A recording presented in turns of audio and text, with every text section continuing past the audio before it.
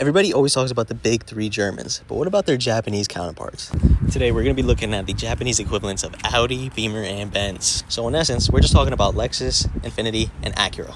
Now I'm strictly going to be viewing these brands from a consumer standpoint. First up, out of the big three Germans, we're going to talk about Mercedes. Now whenever you see someone riding around in a Benz, you immediately get to thinking old money, class, and status. Now out of all three Japanese brands that I mentioned, there's only one that stands out for this exact reason, and we gotta give it to none other than Lexus. There's no Japanese brand that screams old money, class, and status like Lexus does. You can't lie, Lexus and Mercedes go hand in hand with each other. BMW drivers have been notorious for causing havoc on the streets. You can't forget about those oil leaks and engine failures. Now taking a look back at Infiniti, the VQ community single-handedly compares exactly to what I just said. Not only do they drive recklessly, they have common engine failures. And to top it off, the BMW and Infiniti community do have probably the most aftermarket support and always clap out their cars. I get it though, the B58's in a Toyota, and that's arguably their most reliable engine, but again, I'm strictly looking at the consumers, so whoever's buying, owning, and driving these cars. And that brings me to my last point, obviously my favorite of the three brands being Audi.